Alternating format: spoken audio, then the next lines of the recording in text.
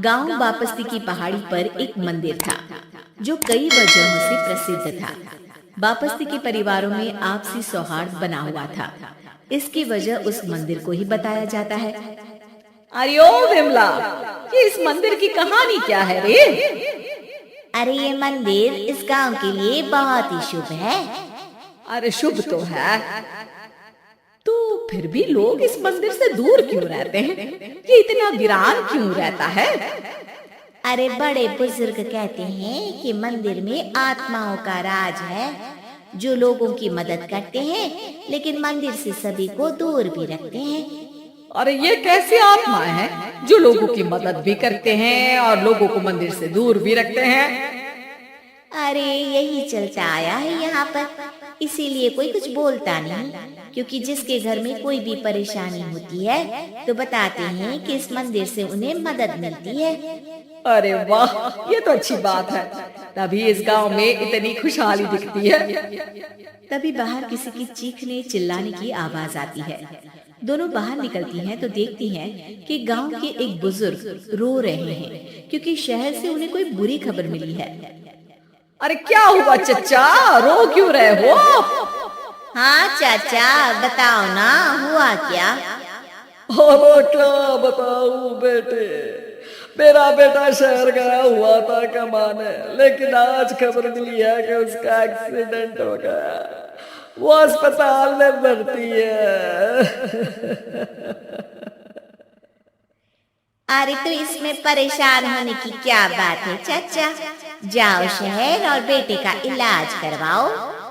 हाँ चाचा, विमला सही कह रही है, आप शहर जाओ और इलाज करवाओ।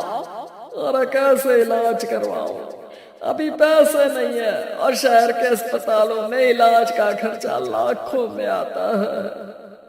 अरे चाचा, भगवान पर भरोसा रखो, कहीं ना कहीं से मदद जरूर मिल जाएगी। बस आज का दिन कैसे भी काट लो। अरे अब तो बेटा थोड़ा समय काटना भी मुश्किल होता जा रहा है। देख कमला, तू ही समझा चाचा को। अरे पैसों का कहीं ना कहीं से इंतजाम तो जरूर हो जाएगा। अरे चचा, जब विमला कह रही है तो थोड़ा उस पर भी भरोसा रखो। चलो आपको घर छोड़कर आ जाती हूँ। उसके बाद कमला उन बुजुर्ग को लेकर चली जाती है और विमला मंदिर की ओर चली जाती है। विमला मंदिर की सीढ़ियों पर चढ़ते हुए दूर से नजर आती है। उसके बाद वो आंखों से ओझल हो जाती है। उसी रात उस बुजुर्ग के घर के बाहर एक थैला रखा हुआ मिला। बुजुर्ग उस थैले को देखते ही चौंक पड़ा, क्योंकि उसमें 5 लाख रुपए रखे हुए थे। वो बुजुर्ग सुबह दौड़ा दौड़ा गांव के दूसरे बुजुर्गों के पास गया।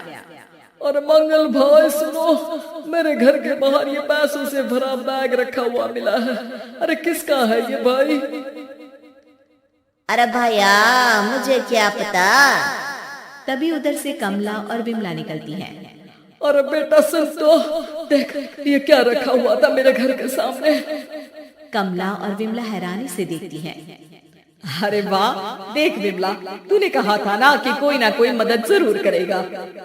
अरे भगवान सबकी मदद करते हैं, ये पैसों की मदद भी भगवान ने ही भेजी है।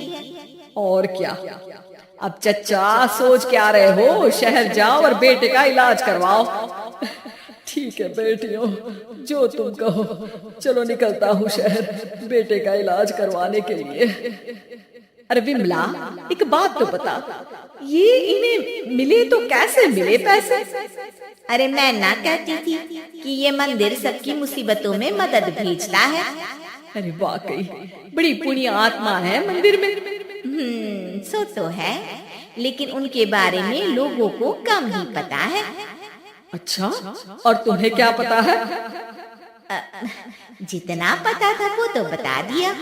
ना रे ना, मैं नहीं मानती, तू कुछ तो छिपा रही है। अरे कुछ ना छिपा रही, जो पता था वो बता दिया। मंदिर से लोगों को मदद मिलती है, बस इतना ही पता है। ठीक है बाबा, अब नहीं पूछूंगी। इसके बाद उसी रात कमला चुपचाप अपने कमरे से निकलती है और मंदिर की ओर चल पड़ती है। कमला धीरे धीरे मंदिर के दरवाजे पर पहुंचती है। अंदर से हल्की हल्की रोशनी आ रही थी। इसके बाद जो वो देखती है वो हैरान रह जाती है।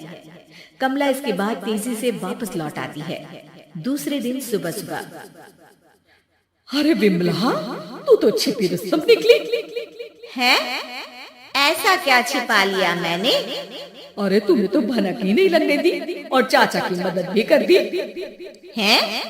ये क्या कह रही हो? ऐसा कैसे कह सकती हो तुम? मैंने कोई मदद नहीं की।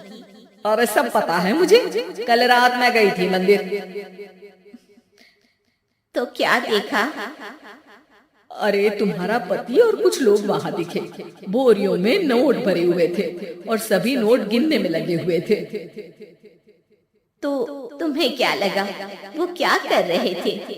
अरे मैं समझ गई कि वो लोग कहीं से डकैती कर पैसे लेकर यहाँ मंदिर के पीछे छिपाते हैं। अब जब तुम जान ही गई हो तो बता देती हूँ, लेकिन ये बात किसी को पता नहीं लगनी चाहिए। मेरे पति डकैती नहीं डालते हैं, बस उन लोगों से पैसे छीनते हैं जिन्होंने गलत तरीके से पैसे बनाए हैं। और फिर लोगों की मदद करते हैं। यही है वो पुण्य आत्माएं जो लोगों को मदद पहुंचाती है। अब समझी? हाँ, अब समझी उन पुण्य आत्माओं का चक्कर। सही है, करते रहो मदद, लेकिन सावधानी से, मेरी तरह कोई और ना पहुंच जाए।